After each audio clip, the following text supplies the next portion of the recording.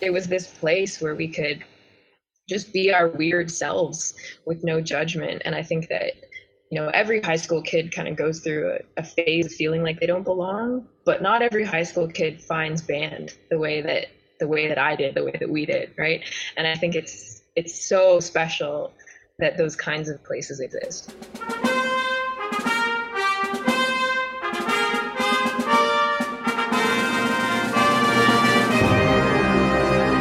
Hello, everyone. Welcome to Everything Band, a podcast that features conversations with composers, conductors, and performers of music for winds and percussion.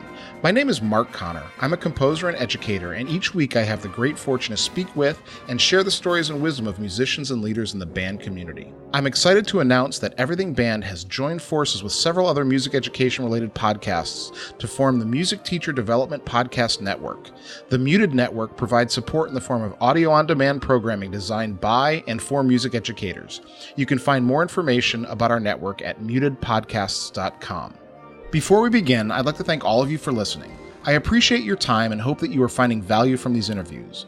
I rely on word of mouth and social media to bring the show to new listeners. If you think you know one or two people who might find these interviews useful, please let them know about it. You can also help by following me and sharing posts on Facebook, Instagram, Twitter, and YouTube. Remember, help students live up to the best that is in them through music. And now, onto the episode, and this week's guest, Cait Nishimura. Hi, Cait. Hi, how are you? I'm doing really well. Thanks for joining me tonight. Thank you for having me. And it is tonight. It is late night, one school night here in... It is late. It is 11 p.m. Eastern Standard Time. Well, thank you for doing this. I had a long day, and I'm sure you did, but we're going to try to get this done, so... Yeah, no problem. I'm a bit of a night owl anyway, right. So... this timing is fine for me. Perfect. All right, Cait, so can you introduce yourself for the listeners and tell everyone what you're doing and why I'm talking to you? Sure. So I'm a Canadian composer. I work full-time as a self-employed, self-published composer of primarily band music. I also dabble in songwriting, and I do a little bit of choral music and chamber music as well. I live in Toronto. And I grew up in a small town called Aurora, which is just a little bit north of the city, but happily living and working in Toronto now. Awesome. And so you say that you're supporting yourself mostly through writing band music. Can you tell everyone your instrument and how you got started with that? Yes. So I was a bass clarinet major all throughout school. I started playing clarinet in grade 6, but I didn't actually enjoy playing clarinet that much. So when I found myself switching to the bass clarinet, I ended up being a lot happier. It's a funny story, actually. When we started playing band instruments in grade 6, the music teacher sent all of the clarinetists into a small room and said, try to make a sound, and when you've made a sound, come and join the rest of the class. And this was quite the traumatic experience for me because I was the last kid to make a sound. So I was just sitting there in this small room with my clarinet just squeaking away. I don't even think I got a squeak out. I think I just couldn't figure out how to make a sound at all. And so it was awful. Eventually I made a sound and I joined everybody, but I never really liked the clarinet. So when I got to play the bass clarinet in grade 7 and onwards, I was much, much happier.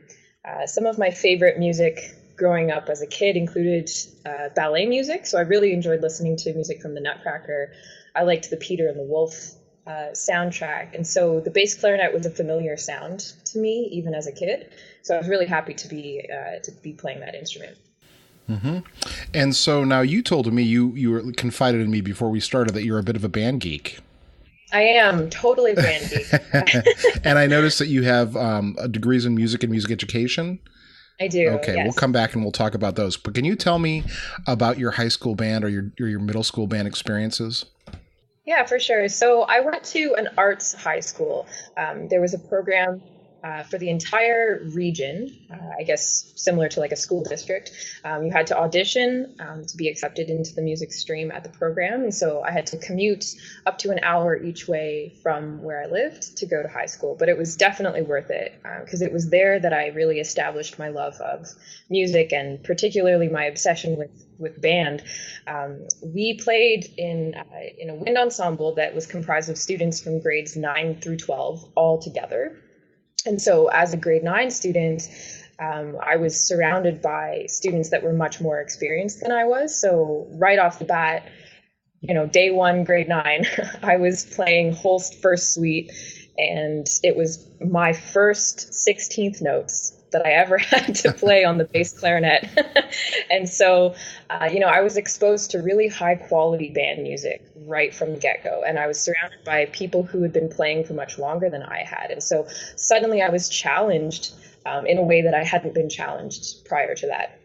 So that was really where I sort of fell in love with band music there, was playing, classic, true wind ensemble music, as opposed to the kind of middle school band stuff using the first 5 notes or whatever. It was like jumping right into really high quality band music.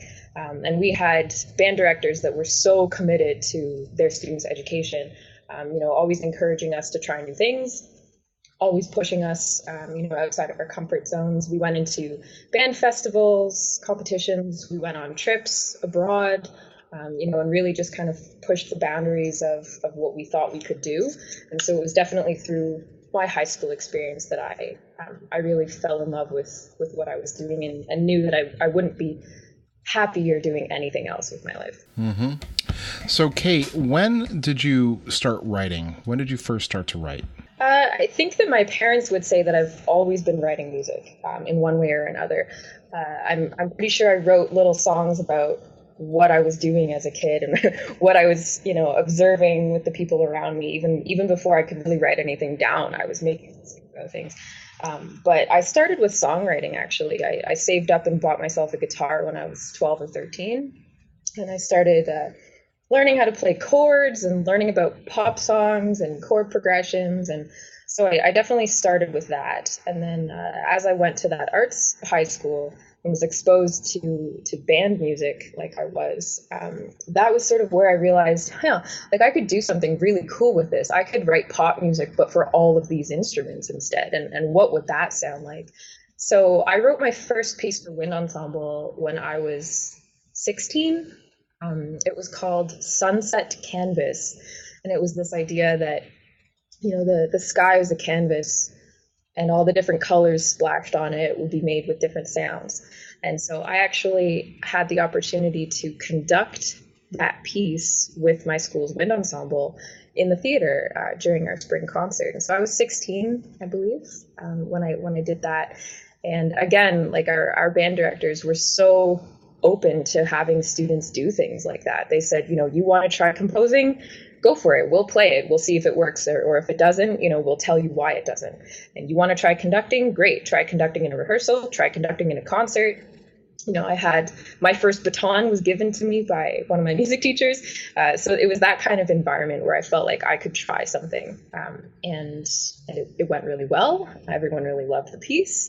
And I loved the feeling of having something that once existed in my head come to life by, the people that I was growing up with, the people that I was in school with, the people that I was friends with.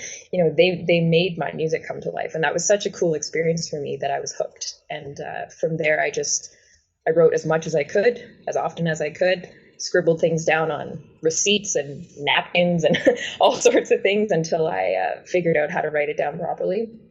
But so it was no turning back after that.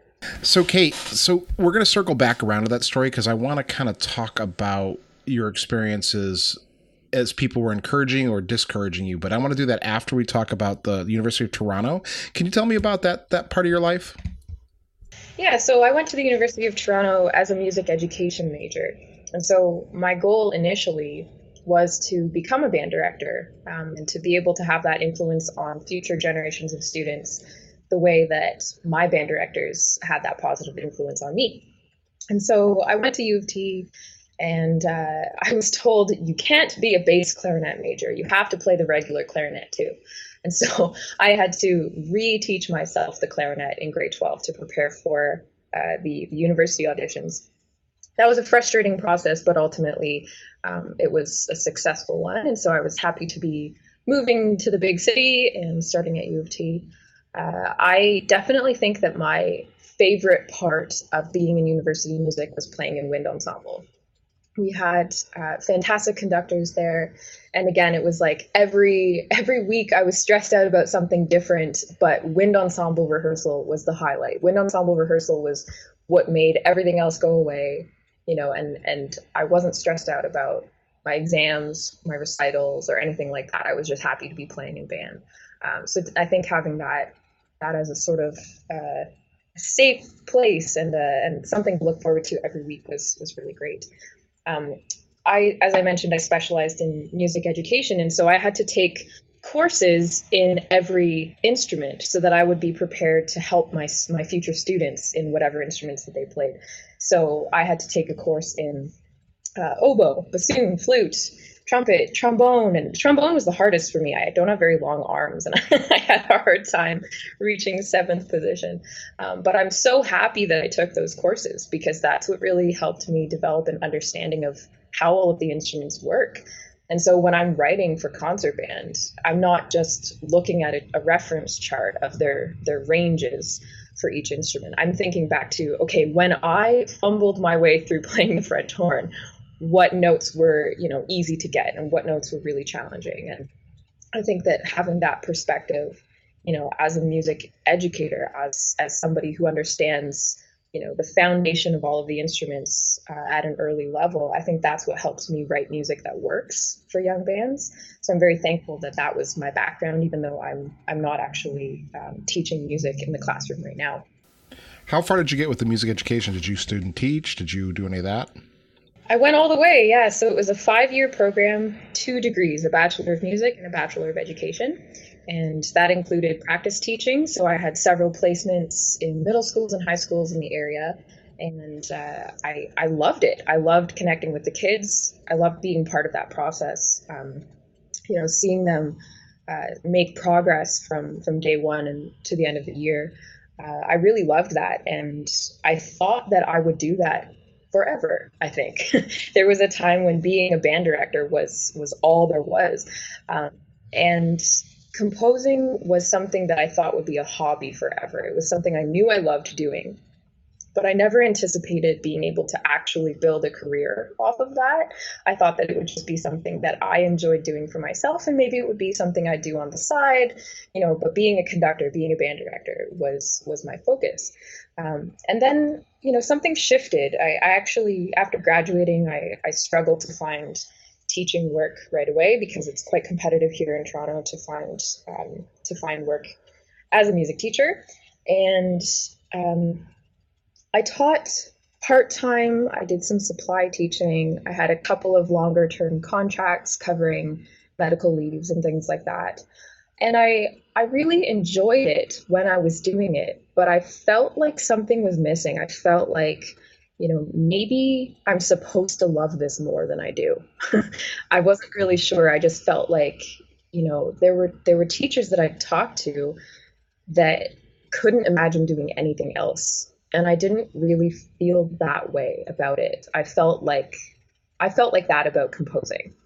And I always wanted to just get home and write music for the kids. It wasn't that I wanted to get away from them. It was that I wanted to go home and create something that I could bring to them the next day and say, hey, try this. Do you guys like this? Saxophones, I know you were bored with that piece, so here's a new one that has really, really cool rhythms. And it was teaching young kids in band that actually kind of prompted me to want to write more band music for kids. And I was just struggling a lot to find the time to do both. Yeah, so tell me about that. So how are things working out? How are you making it work? So I have a lot of commissions right now. In fact, probably too many. I think sometimes I tend to overload myself. I tend to say yes to things because I get excited. But I am feeling the burnout a little bit right now, just because I've taken on a lot of things that I'm very excited about, and I'm trying to split my time between everything. But so as I mentioned, I'm a self-published composer, so I do all of my own printing and folding and binding, and I mail everything out by hand through the post office. I field all of my own inquiries through email, through my website. I'm the person that's, actually booking all of my travel and everything. So I'm doing everything that there is about my job. I do it myself. And I think that allows me to feel really in control of what I'm doing. I feel really connected to the people that I'm working with. But I do feel like it's everything that I do now revolves around being a composer, which is seriously awesome. I'm new at it still. I'm within my first full year of focusing on composing full time. So talk to me in a year or 10 and see how things are going. But for now, I'm thrilled to be, up to my ears in music. So I sell everything through my website. I also have music sold through a few music retailers. But the majority of my income comes from a combination of the sales that I make of existing pieces, as well as commission fees for new works that are coming up. And as we talked about, I have a background in music education, so I also go and do clinics and workshops quite frequently with school groups at all levels.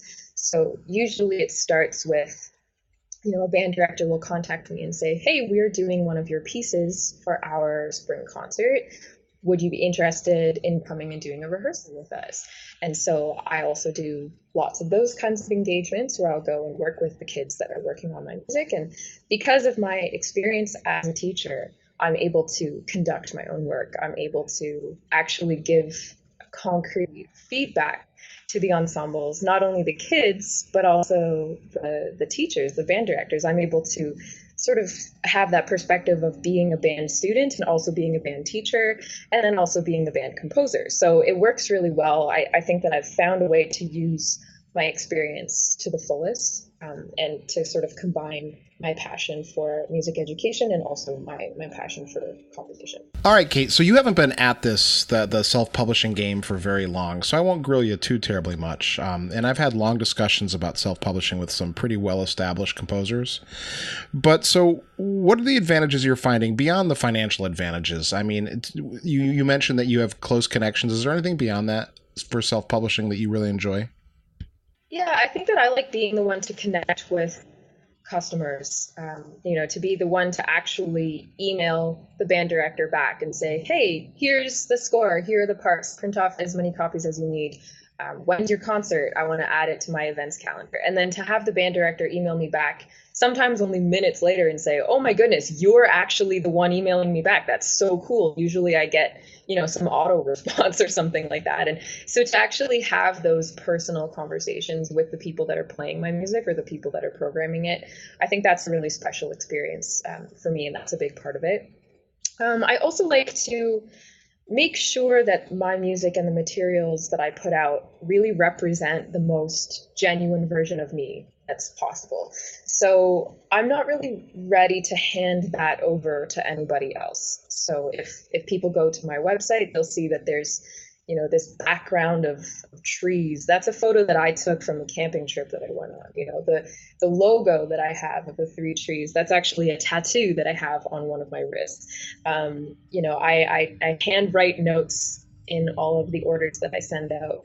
So I have a stamp with my logo on it, and I write a little post-it to whoever it is that orders the music. And I say, hey, thanks so much for supporting my music, for being interested in what I'm doing, and, let me know about any performances. And I just love having those conversations with the teachers, and sometimes with students too. I get students sending me messages or leaving me comments on YouTube saying, hey, I'm in grade 6 and we're playing your piece for festival and it's my favorite band piece I've ever played. And I don't know if that'll stay the case forever. They'll probably play things by other people eventually, fall in love with those things too. But I think that the self-publishing aspect allows me to be more in contact with the people who are actually bringing my music to life.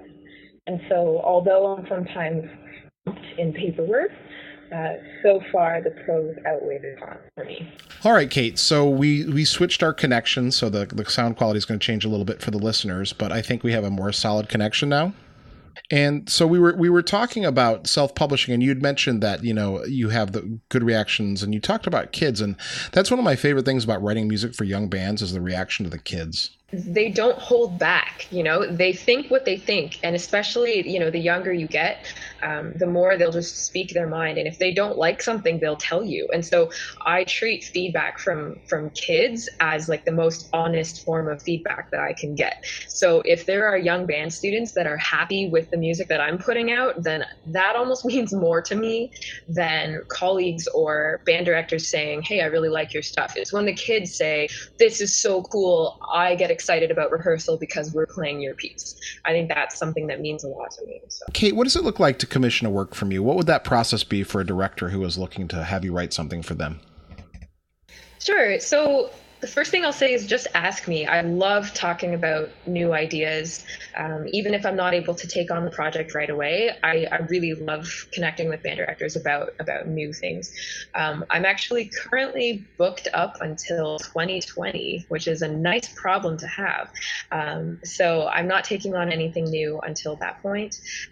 But feel free to get in touch. Things that I would need to know in terms of a new commission would be the instrumentation. So even if it's writing for concert band, I need to know, like, can I write a solo for bassoon, or do I need to cross cue everything that I write for bassoon because you don't actually have one? That's the kind of thing that's important for me to know. Or if there are specific instruments that a director wants to have featured, like this year we've got a really strong tenor saxophone player, or we've got a really strong tuba player, or we have only one percussionist, so you have to be picky about that. Those are the kinds of details that are important for me to know. The next would be duration, so how long of a piece you're looking for, the difficulty or grade level, and then a deadline or a timeline. Sometimes schools are looking to have a piece commissioned for an anniversary, like if their school is celebrating the 25th anniversary, or maybe they're looking to have something, commemorate a retiring staff member or something like that. So if there's a particular reason or occasion for the commission, that's helpful for me to know as well. And then just anything in terms of style or thematic material that you'd want me to include. One of my favorite commission stories to talk about is this piece called Into the Blue, and it's a grade 2 band piece. And I just finished it this spring. It was commissioned by a local band here, and it was a grade 9 class, and they thought it was so cool that their teacher knew somebody who wrote music. It's a friend of mine who was the music teacher there. And so they asked their teacher, do you think you could ask your friend to write something for us? And so she asked me, and she said, I know that you probably need a lot more notice than this. And I know that you probably have, a lot of things going on, but my kids are really excited that I know you, and they would be really excited to have something written just for them. So what would the process look like? And I sort of gave a quote. This is how much money it's going to cost. This is how much time I typically need. And she wrote back to me and said, all right, so here's the deal. We don't really have the budget for it, but I told the kids that, and they voted on it, and they decided that if this is how much it's going to cost, this is how many of us there are. Let's divide it amongst all of us and pay for it ourselves. And this was incredible to me, that there was a group of grade 9 students that wanted to commission something themselves. So they paid out of their own pockets. I'm sure some of them had help from their parents, but still, it didn't come from the school. It came from the group itself. And so that was a really special commission process to go through. And their school mascot is called Ace, and he's a bird who wears a blue bomber jacket. So that inspired the title of the piece, Into the Blue. I wanted to sort of to play off of that character. And I actually used the letters A, C, and E, so spelling the word ace, or the name Ace. And I used those musical notes, A flat, C, and E flat, as I was composing the main melody for that piece. When I told the kids that, they thought it was so cool. They started looking at each other's parts because some of them didn't have the melody, and they really connected with it. They thought it was, something really cool they actually owned. They created it, and it, that piece of music is being played all over the place now, and it wouldn't exist if not for that group of kids. So I think, that teacher probably thought, this is a far-fetched idea. It's not enough time. We don't have enough money. but we managed to make it work just because they asked. And so I think that definitely just starting the conversation about it is a worthwhile thing to do. And I love writing new music, and I love writing things that are specifically for other people. So I'm always happy to entertain the idea. We had a little brief conversation before we started recording about being a woman composer. And I know that not everyone likes this conversation, but I think it's one that we need to have. And so I want to ask you, and you mentioned early on that you had lots of encouragement when you were a young musician, especially in high school. You got to conduct a piece when you were 16. Were you ever discouraged? Did you ever find sort of the opposite of that? I would say that every time I talked to people about wanting to be a composer, I was met with one of two things. One was, oh, that's awesome, go for it. And the other was, well, it's a great hobby, it's a great thing to do, but you're always going to have to do something else. Mm-hmm. Yeah, that might not be gender specific though. Exactly. I got a lot of that too. Right. I think that's just more, being a freelance style arts worker. That's just kind of the reality of it, right? And I don't think that anybody's response to my interest in being a composer had anything to do with gender, or at least that's not the way that I perceived it, when I was younger. I think a lot more about it now than I did then. When I was in high school, I had an equal number of female classmates as I did male classmates. And so that wasn't really a factor for me. We would have composition assignments. And so we were playing music written by our female classmates and our male classmates. And it didn't really seem to be a factor. But when I got into university, I realized that almost all of the composition students at the university were men. All of the composition faculty were men. Aside from one band director, all of the other conductors that we tended to work with were men. And even now, as I think about, sort of the most prominent influences in my development as a composer and in my development as a musician overall, I would say 9 out of 10 are men. And that's not something that I was as conscious of previously as I am now. And I think that's actually because people are trying to diversify their programming these days. And my music is often found on these all-female composer concerts where, every piece on the program is by a woman. And at first I started getting really excited to be included on those programs. And then I started thinking about it. I started thinking, okay, are people programming my work simply because I fit the bill as a female composer, or are they programming my work because they like it, or because they see value in it, or because it is relevant or it resonates with them, with the audience, right? And so I don't necessarily think that I'm only having success because I happen to fit that criteria. It's definitely helped in exposing a wider audience to my music, because I've had several concerts that are all female concerts, and would my music be programmed by those ensembles otherwise? Hopefully eventually that won't be a factor, but at least in the first year or so of my career as a composer, I think that it has helped to be included on those kinds of programs. That being said, I hope that at some point we won't need to have all female composer concerts. I hope that they'll just be concerts. And if it happens that all of the pieces on the program are by women, cool.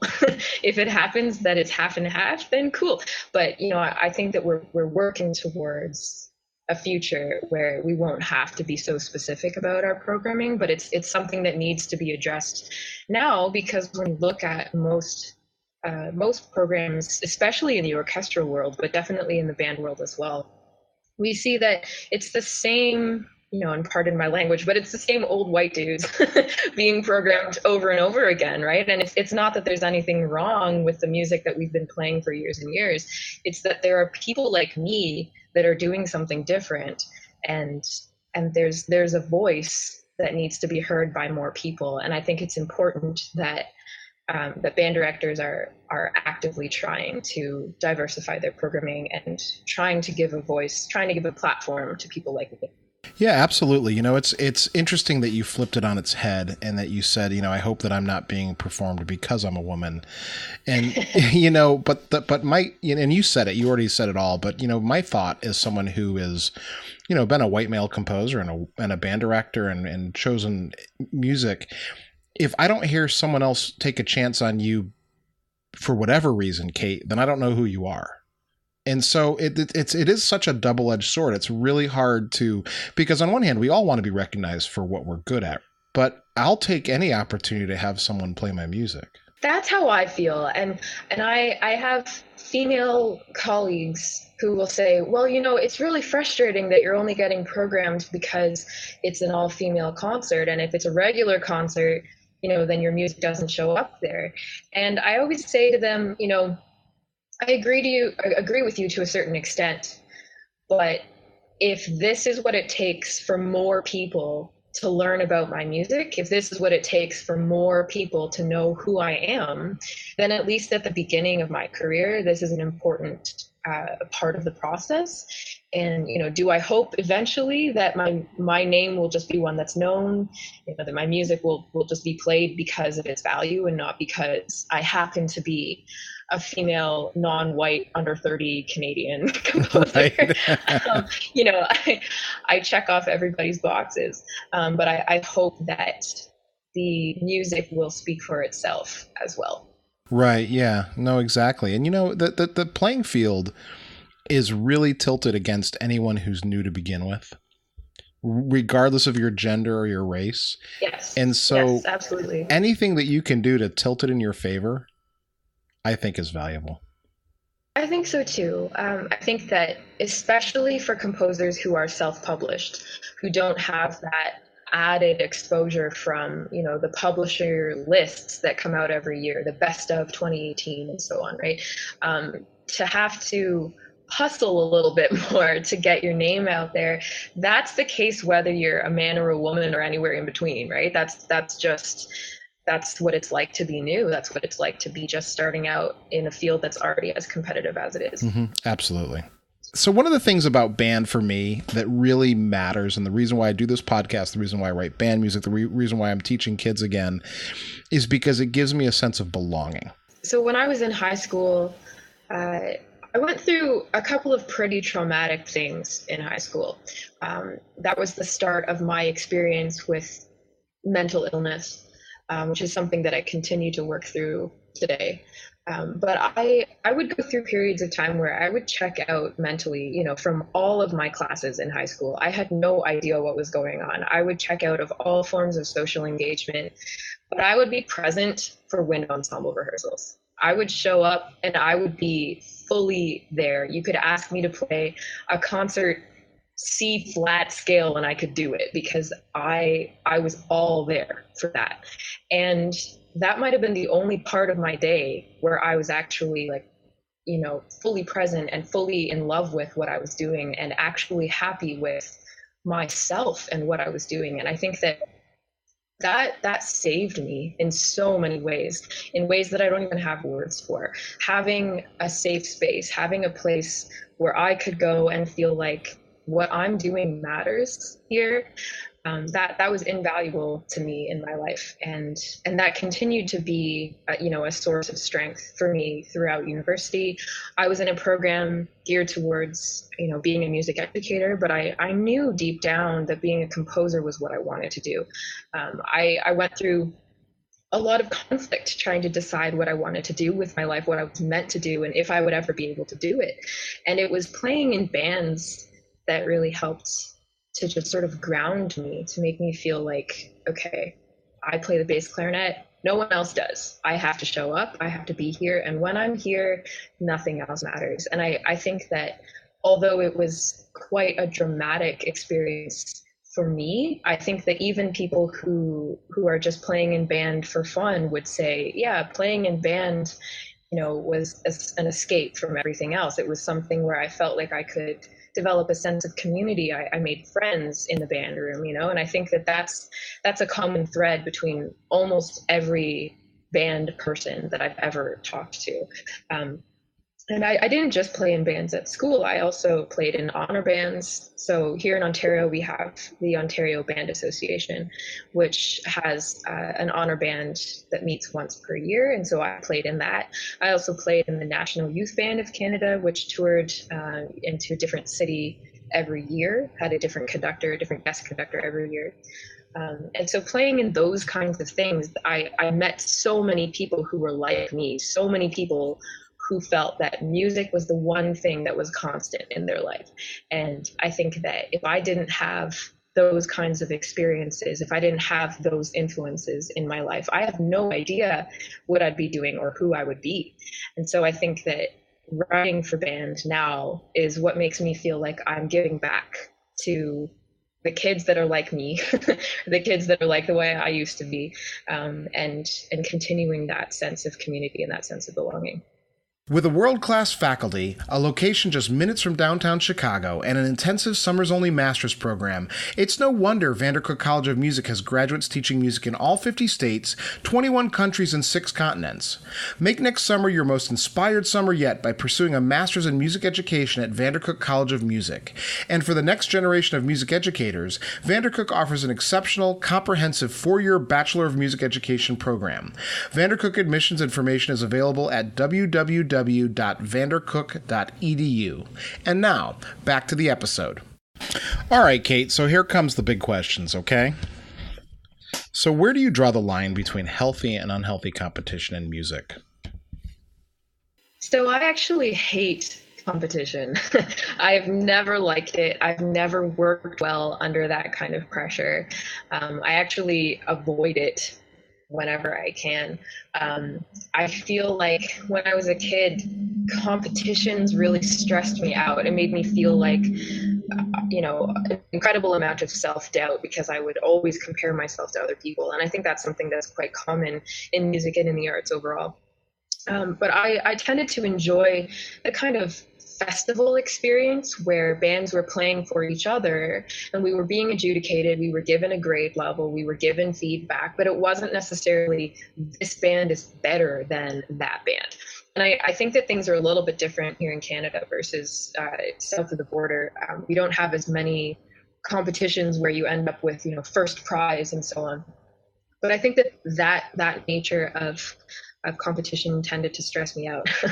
That being said, there have been a few competitions that have changed my life for the better. And so I feel as though it would be unfair to say that I don't like competition, period. There's a composition prize here called the Canadian Band Association Composition Competition. It's a little bit of a tongue twister. And I was lucky enough to be selected as the winner of that in 2017. And having that platform for exposure of my music was life altering. The piece that won that competition is called Chasing Sunlight. And I print and mail that piece every single day now. I print a lot of copies ahead of time so that they're ready to go.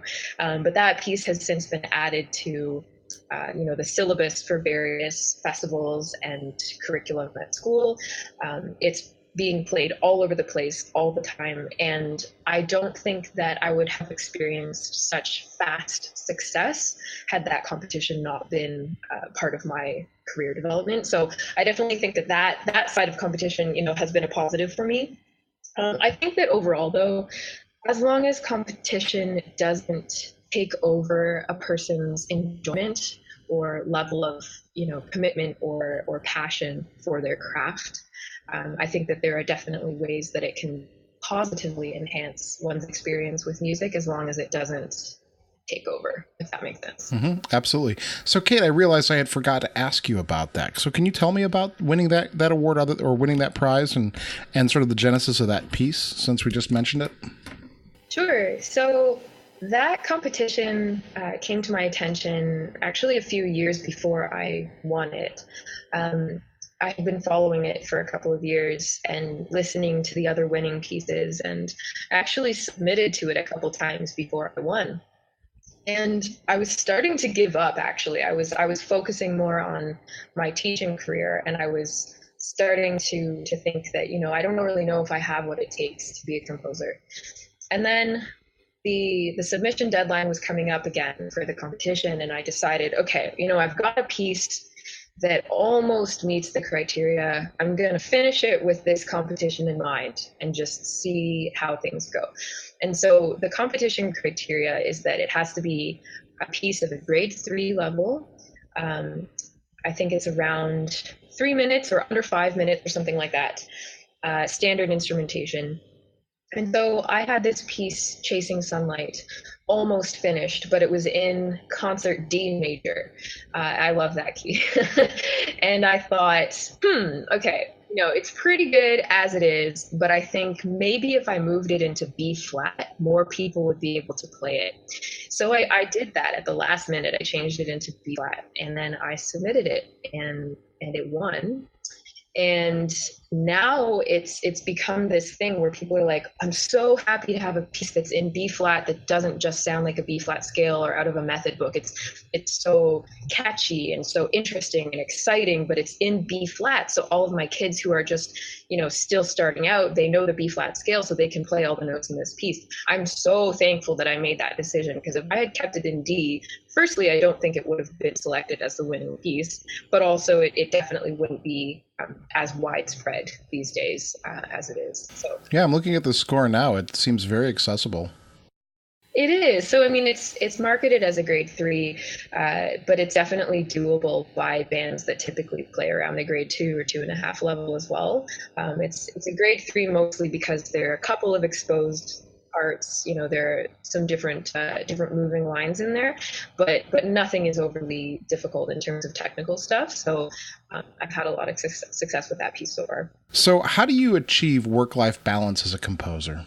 So I sort of laughed when I looked at this question. I got the questions ahead of time, and I looked through them all, and this is the one that made me chuckle because it's an ongoing challenge. I think that the nature of my work, with it being such a personal expression of who I am and what I do, it means that work and life are kind of the same thing. And it's a nice problem to have that my work and my life are so closely intertwined. So I try not to complain about it too much, but I do struggle with finding a balance. I find that even when I take time away from my computer, so I'm not necessarily looking at my emails or my orders or my website or anything, I'm still actively thinking about the 7 commissions that I have on the go, or I'm thinking about the conversation that I had earlier in the day with the band director that I'm going to visit, or I'm thinking about, will the kids like this piece? I'm having self-doubt and those kinds of things. And I have not figured out yet how to turn that part of my brain off. I actually don't know if I'm the best person to give advice about achieving work-life balance, because I certainly have not found that balance yet. But it's an ongoing process, and for now, I feel very privileged to be doing what I love for a living, and so I'm okay with that lack of balance right now. But I do think that it's something that's important to address, and like we've talked about, I'm relatively new in doing this full time. I don't think that the lifestyle that I have right now is sustainable long term. I'm basically working all the time now, and I know that that's not the healthiest way to go about it. So I hope that at some point I'll be able to find a better balance. All right, Cait. So what are the challenges facing music education or band, and how can we best meet them? So we talked about this a little bit already, but I think that diversity is a big topic right now. So diversity in programming, diversity in just who the influences are in the community. I think that band directors are trying to address that concern now by trying to give more equal representation in terms of male-female composers, male-female, solo artists, guest conductors, that kind of thing. It's not only a gender thing, it's an ethnicity thing as well. It's an age thing. I think that just diversity in general is something that we're always going to have to work on, but it's a work in progress, and things are definitely better now than they were. So I think we're heading in the right direction. Another challenge I think that a lot of schools face is advocacy and funding. So I know definitely here in Canada, we have cuts being made all the time to arts funding at the elementary school, middle school, and high school level.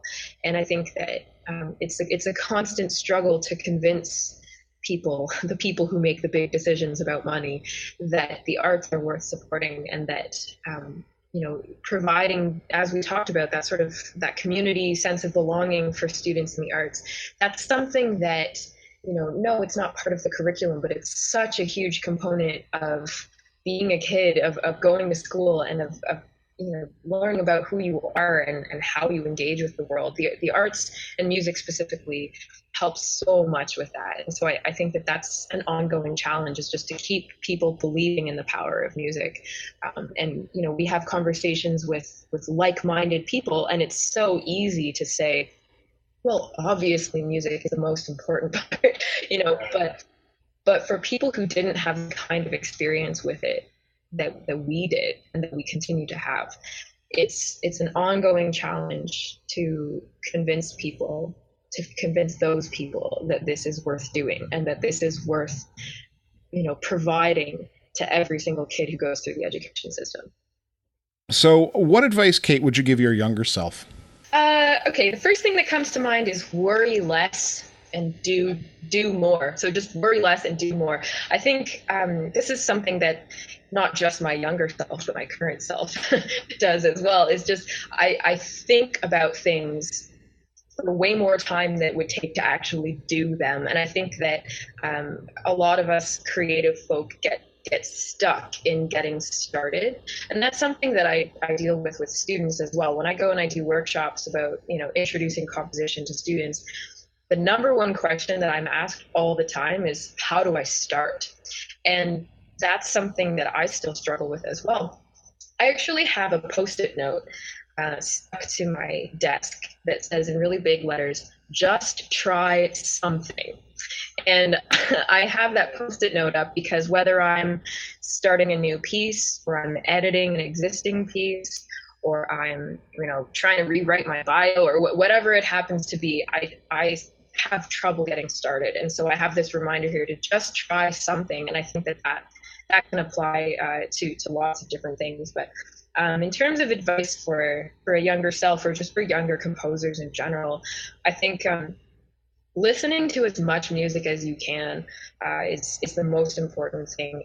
Go to as many concerts as you can, and not just the kind of music that you write, not the kind of music that you like, but everything. Even things that you don't think would pertain to what you do whatsoever. You're going to get something from the experience of being part of that live music experience. And so I think just go to orchestra concerts, go to chamber music concerts, go to the free choir concert at the church in the middle of the day, whatever it happens to be.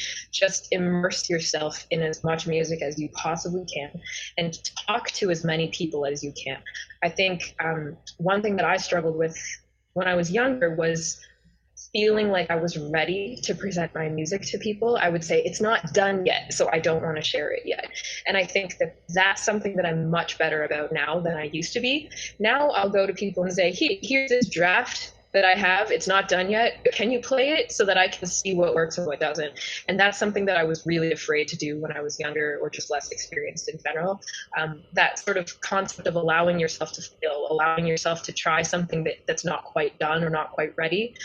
That's how you figure out what you're good at. That's how you figure out what works and what doesn't. And the feedback that you get from real musicians is so much better than, playing it over and over again in Finale or Sibelius or whatever notation software you use. I think it's connecting with real musicians that's going to, be the most important piece in figuring out how to write good music.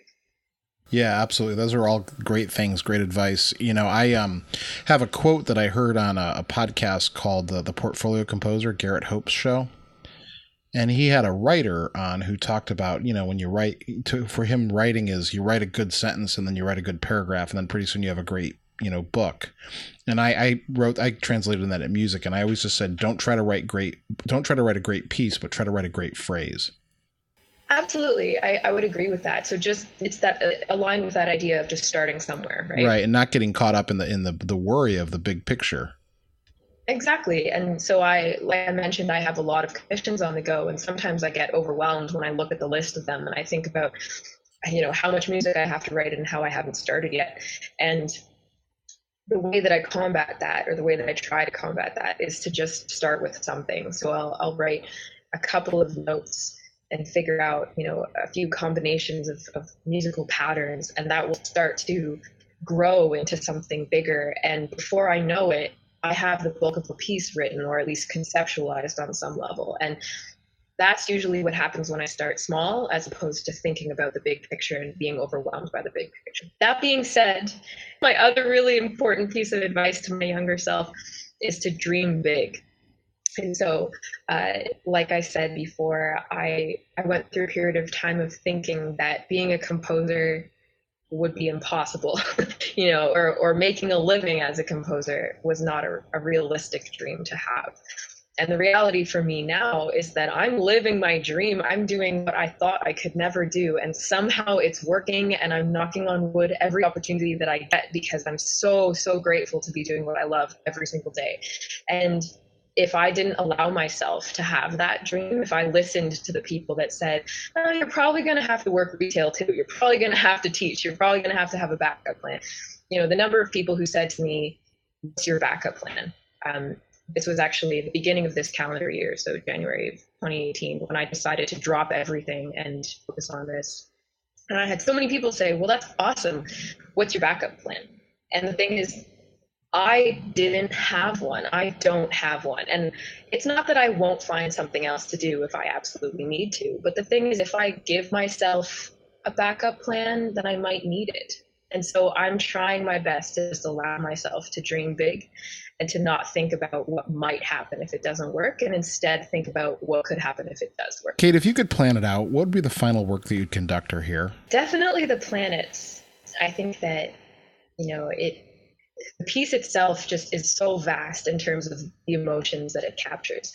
I find myself, every time I listen to a recording of the planets, or go and see a performance of the planets, I laugh, I cry, I smile, I wonder about things, I reflect on things, I feel frustrated about things, and it just evokes so much in me that I think that that's the one piece of music that allows me to feel every emotion that there is. And so if I could go out listening to one thing, it would be that, especially because the last movement, Neptune, it sort of just fades into nothing. And I think, what a perfect way to end. I mean, not that I like to think about my life ending, but if I had to, and I think about, that fine line between sound and silence that happens at the end of that piece, that perfectly represents, how I'm always finding that fine balance between sound and silence in what I do. And I think that would be perfect for me. All right, Cait, is there anything coming up that you'd like to share or promote?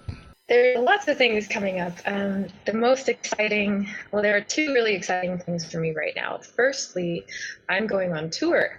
I don't know if composers go on tour, but I'm making it a thing. So I'm going to the West Coast for 6 weeks, and I'm doing workshops in middle schools and high schools and college music programs, talking about my career, talking about composition in general, and rehearsing various pieces of music that I've written that the students are working on. I'll be attending performances of my work, a couple of premieres of my work, and so I'll be visiting Portland, Seattle, Vancouver, and Calgary over a series of 6 weeks. I'm very, very excited about that. I'm going to be doing a tour blog on my website so people can follow along on that. I'll be posting updates about where I am and recordings and photos and all sorts of things. I'm leaving the beginning of November for that, and it will end in Chicago at the Midwest Clinic. So that's the second thing that I'm excited about that's coming up, is that I'll be at Midwest for my second year this December. Last year I was there for my first time, and I had no idea what to expect, and it was so much more massive than I ever anticipated. And so I'm ready for it now. I'm ready to make connections. I'm ready to meet everybody that's there. I will, I believe, be exhibiting some of my music at a booth as well, courtesy of John Mackey. So I hope that I'll be able to connect with a lot of new people there. Lastly, I have a sale going on my website right now. So in terms of promotion, that would be something to note as well. If you go to my website, which is caitnishimura.com, and you enter the code September sale, you can get 10% off of everything for the rest of the month. Excellent. Cait, how can people get in touch with you? So the best way to find me is on my website, which is caitnishimura.com. There are recordings, perusal scores, program notes, photos, videos, all sorts of content on my website there. There's also a contact form, so if anybody wants to drop me a line, that option is there. I'm also quite active on social media, so I have a Facebook page, an Instagram account that I post on every day. So I would love it if teachers and students and all sorts of people will connect with me there. You can also send me an email. My email is on my website. As I mentioned earlier in regards to the self-publishing, I love connecting with the people that are making my music come to life. So don't be shy. Definitely say hello, whether you have heard of me before or you have not heard of me before. Just say hi, and I'd love to connect. Excellent. Cait, thanks so much. Is there anything that I didn't ask you that you'd like to mention? I don't think so. I think we covered a lot of ground. We did. I'm so happy that we've been able to have this conversation. It's like I've said, it's relatively early in my career, so I hope we'll get to keep in touch, and you can check in with me and ask me all the same questions in a few years and see how my let's see how many more years I go, but exactly. It's nice to dream. Yeah, exactly. Dream big, like I said. Absolutely. Well, Cait, I will look forward to meeting you in the West. Yeah, that'll be great. I'm looking forward to meeting you too. So thanks so much.